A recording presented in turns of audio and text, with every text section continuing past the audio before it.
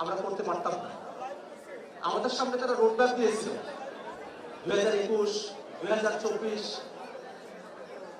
এই সময়গুলো তারা তাদের করায়ত্ত করে রাখবে। তারা 41, 71 কত সাল পর্যন্ত তাদের শাসন ক্ষমতাকে দীর্ঘায়িত করবে তার সব ধরনের বন্দোবস্ত তারা করে ফেলেছিল। আমি একটা গল্প বলতে চাই আপনাদের। 24-এর আগে বাংলাদেশের মানুষেরা যে একটা কঠিন অবস্থায় নিজেদেরকে আবিষ্কার করলো, ঠিক সেই সময়গুলোতে 24-এও যখন একটা ইলেকশন করে তারা ক্ষমতাটা পাকাপোক্ত করতে পারলো, মানুষেরা আমাকে জিজ্ঞেস করতো যে আমরা কেমন করে হাসিনার দুঃশাসন থেকে মুক্তি পেতে পারি, আমরা কি আদৌ হাসিনার দুঃশাসন থেকে মুক্তি পেতে পারবো, আমাদের কি কোনো উপায় আছে? আমি তখন তাদেরকে বলতাম যে 3টা উপায়ে আমরা হাসিনার দুঃশাসন থেকে মুক্তি পেতে পারি। প্রথম উপায়টা বলতাম যে শেখ হাসিনার সাথে যদি এমন কিছু একটা ঘটে যেটা প্রত্যেকটা জীবের সাথে একবারই ঘটে, অর্থাৎ মৃত্যু। শেখ হাসিনার যদি জীবন শেষ হয়ে যায়, জীবনাবসান হয়, তাহলেই কেবল আমরা শেখ হাসিনার এই দুঃশাসন, আওয়ামী লীগের ফেসিবাদ থেকে আমরা মুক্তি পেতে পারি। মানুষেরা আমাকে বলতো যে ভাই, শেখ হাসিনা দিন দিন আরো যে পরিমাণ দৃষ্টপৃষ্ট হয়ে উঠতেছে, শেখ হাসিনার এখনই মৃত্যু আসবে এটা তো কল্পনাও করা যায় না। মানুষেরা হতাশ হয়ে পড়তো যে হাসিনার দুঃশাসন থেকে মুক্তির আর কোথায় কোনো পথ নাই। আমি বলতাম দ্বিতীয় আর একটা উপায় আছে। শেখ হাসিনা যদি কোনোদিন সকালবেলা ঘুম থেকে ওঠার পরে তার মনে হয় যে অনেক অত্যাচার করলাম, অনেক নির্যাতন করলাম, ফেসিবাদ করলাম, খুন করলাম, অনেক হাসিনাগিরি করলাম, এখন তার উপলব্ধি হয়ে গেল যে না, এরকম ধরনের দুঃশাসন আর করা উচিত না, একটা সুশাসন মানুষকে দেওয়া উচিত, এরকম ধরনের আত্মউপলব্ধি যদি শেখ হাসিনার মধ্যে তৈরি হয়, তাহলেই কেবল আমরা হাসিনার দুঃশাসন থেকে মুক্তি লাভ করতে পারি। কিন্তু মানুষেরা আমাকে বলতেন যে ভাই, হাসিনা কখন আত্মউপলব্ধি হবে এটা তো কল্পনাও করা যায় না। এবং বাস্তবতা সত্য, এই 24-এর অভ্যুত্থানের মধ্য দিয়ে, বিপ্লবের মধ্য দিয়ে এতগুলো মানুষকে যে সে খুন করে গেল, তারপরে এখনো পর্যন্ত না হাসিনা না হাসিনার দলের কোনো ব্যক্তি তাদের কারো মধ্যে কোনো আত্ম অনুশোচনা, নিজেদেরকে বোঝা যে তারা অন্যায় করেছে, এরকম কোন আত্ম উপলব্ধি এখনো পর্যন্ত হাসিনারও তৈরি হয় নাই, আওয়ামী লীগেরও তৈরি হয়। তো মানুষের এটাই বলতেন যে হাসিনা তার মারা যাওয়াও সম্ভব না, হাসিনার আত্ম উপলব্ধিও সম্ভব না। তখন আমি বলতাম তাহলে ফাইনাল আর একটা ব্যাপার আছে যার মধ্য দিয়ে আমরা হাসিনার দুঃশাসন থেকে মুক্তি লাভ করতে পারি। বলতেন সে বিষয়টা কি? আমি বলতাম আমরা যদি বুঝতে পারি যে খালি বুক নিয়ে পুলিশ সামনে দাঁড়ান যায় না, তখনই আমরা কেবল হাসিনার দুঃশাসন থেকে মুক্তি লাভ করতে পারি। অর্থাৎ হাসিনা যা কিছু করে রাখছে, নিয়মতান্ত্রিক উপায়ে হাসিনার দুঃশাসন থেকে মুক্তি লাভ করা সম্ভব, এরকম ধরনের কোন ব্যবস্থা সে রাখে নাই। হাসিনার বাবাও এটা রাখে নাই, হাসিনাও এটা রাখে নাই। কোনোভাবে বাকশালের বাইরে গিয়ে বাংলাদেশে কোনো কিছু করা সম্ভব ছিল, এটা যেমন শেখ মুজিব রাখে নাই, আওয়ামী লীগের বাইরে গিয়ে বাংলাদেশে আরো কোনো কিছু হতে পারে এরকম ধরনের কোনো পরিস্থিতি শেখ হাসিনাও বাংলাদেশে রাখে নাই। আমি তখন এই কারণে বলেছিলাম যে হয়তো আমাদেরকে একসঙ্গে অস্ত্র হাতে নিতে হবে, খালি বুক নিয়ে আর কতদূর আমরা সামনে যাবো, পুলিশ যদি গুলি করে আমরা তো টিকতে পারবো না। অর্থাৎ এমন একটা পরিস্থিতি হয়তো হতে পারে যে সময় একটা বাংলাদেশের মানুষেরা সশস্ত্র বিপ্লবের মধ্য দিয়ে শেখ হাসিনাকে পতন ঘটাবে, এই ধরনের একটা পরিস্থিতি ছাড়া হাসিনার জুলুম থেকে আমরা মুক্তি লাভ করবো সে ধরনের কোনো সম্ভাবনা আমি দেখতাম না। কিন্তু 24শে জুলাই সম্পূর্ণ একটা ব্যতিক্রমী ঘটনা। 24শে জুলাইতে আমরা দেখলাম যে আমাদের শহীদেরা, আমাদের আহত যোদ্ধারা, জুলাই যোদ্ধারা, তাদের হাতে কোনো অস্ত্র ছিল না, তারা নিরস্ত্র, কিন্তু খালি বুক নিয়ে তারা পুলিশ সামনে দাঁড়ায় গেল। কত মানুষ জীবন দিয়ে দিল। পুলিশ এই কথা বলতে বাধ্য হলো যে একটাকে বাড়ি একটাই যায়, বাকি যায় না। এমন অভূতপূর্ব একটা ঘটনা ঘটলো। আমি ভেবেছিলাম যে পদ্ধতির মধ্য দিয়ে হাসিনার পতন হতে পারে, সেই পদ্ধতির মধ্যেও গেল না। বাংলাদেশের মানুষ সম্পূর্ণ ব্যতিক্রমী ভাবে নিজের জীবন দিয়ে, অস্ত্র হাতে না নিয়েই খালি বুক নিয়ে পুলিশের সামনে তারা শুধু জীবন দিয়ে রক্ত দিয়ে এই বাংলাদেশটাকে হাসিনার দুঃশাসন ফেসিবাদ থেকে মুক্ত করলো বাংলাদেশের মানুষেরা। এটা আমাদের জন্য বিশাল বড় একটা গৌরবের বিষয়। 24 আমাদের কাছে এমন বড় একটা ঘটনা। এই 24কে নানা সময় আমরা দেখি মুক্তিযুদ্ধের বিপরীতে তারা করানো হয়। যারা এই কাজটা করেন তারা নানা কারণে তারা 24 বিরোধী তো অবশ্যই, তারা মুক্তিযুদ্ধ বিরোধী। আমরা দেখেছি মুক্তিযুদ্ধকে কত ভাবে ব্যবহার করা হয়েছে। শিক্ষার্থীরা আন্দোলনে নেমেছে কোটা সংস্কার করার জন্য। কোটা সংস্কার চাওয়া হইতেছে একটা ন্যায্য অধিকার, কিন্তু ন্যায্য অধিকার যখন সে চাইল তখন বলা হলো রাজাকারের জাতিপতি। মুক্তিযুদ্ধকে বিক্রি করা হলো।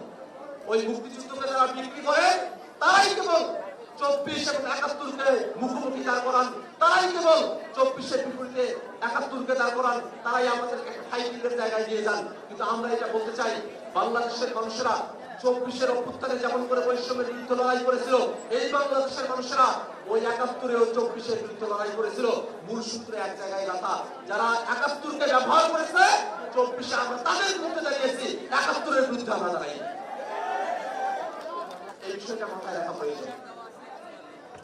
আমরা এটা ব্যবহার করতে চাই না। আমরা বাংলাদেশকে নতুন করে গড়তে চেয়েছি। এখন এই নতুন করে গড়তে যাওয়ার যে বাসনা, সে জায়গাতেই আছে সংস্কারের প্রসঙ্গ। সংস্কারের প্রসঙ্গ আসলে খুবই সত্য, কিন্তু খুবই কৌশলীভাবে পাশটা করে একটা কথা বলা হয় যে সংস্কার একটা চলমান প্রক্রিয়া। কিন্তু বাস্তবতা এমন একটা জায়গায় পৌঁছে গেছে, সংস্কার চলতে চলতে এতদূর পর্যন্ত চলে গেছে, মানুষেরা সংস্কারের পিছনে ছুটতে ছুটতে অনেক দূর পর্যন্ত এগিয়ে গেছে, গণভোট হয়ে গেছে, মানুষের মনে পড়তে হ্যাঁ অবস্থান নিয়েছে। কিন্তু যারা সংস্কারকে চলমান করছে তারা সংস্কারের সঙ্গে চলতে পারছে। এই জায়গাটাতে মুশকিলের জায়গা তৈরি হয়েছে। আমরা আজকের এই আয়োজন থেকে শুধু একটু বলতে চাই, এই যে বাংলাদেশ রাষ্ট্র সংস্কার হয়, যদি রাষ্ট্র কাঠামোকে দলীয়করণের বাইরে নিয়ে আসা হয়, এটা কারোর জন্য দীর্ঘায়িত কারণ না।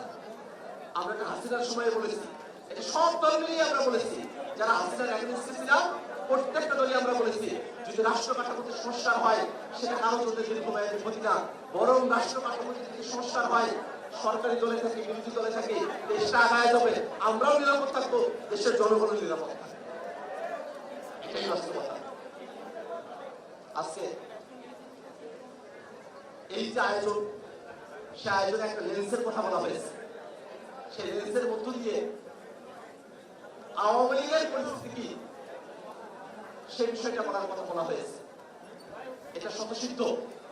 এই বাংলাদেশে এর আগে কখনো একেবারে রাষ্ট্রপ্রধান থেকে শুরু করে নিয়ে বাইতুল মুকাররমের খতিব পর্যন্ত এইভাবে দলের সবগুলোকে সহ বাংলাদেশ থেকে পালায়া যাইতে হয়েছে, এই ধরনের ঘটনা একটাই আছে বাংলাদেশ।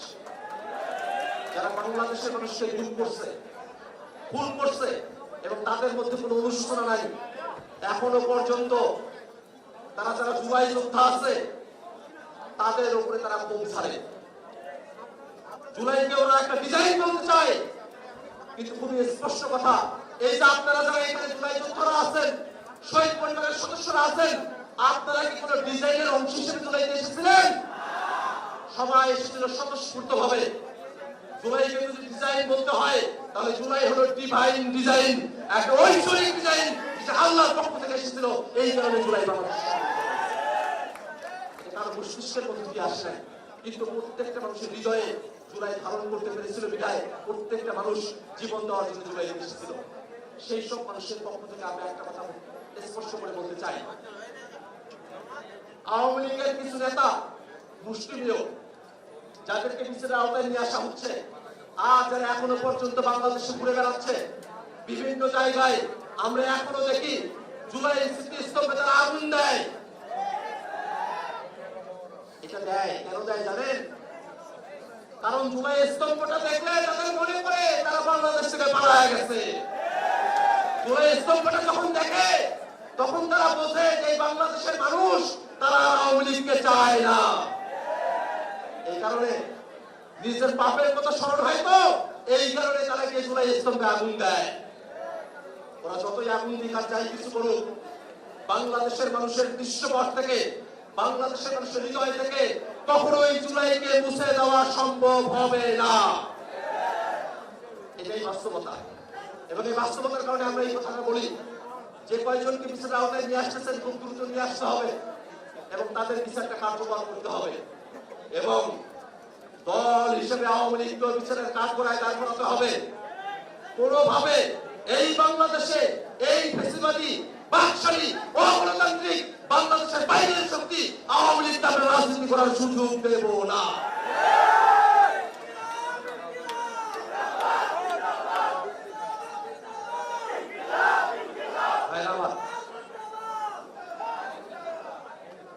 আমরা যখন জুলাইয়ের ঘটনা প্রবাহে দাঁড়াই তখন আমাদের মন কখনো বা অশান্ত আর কখনো বা খুব গম্ভীর হয়ে ওঠে।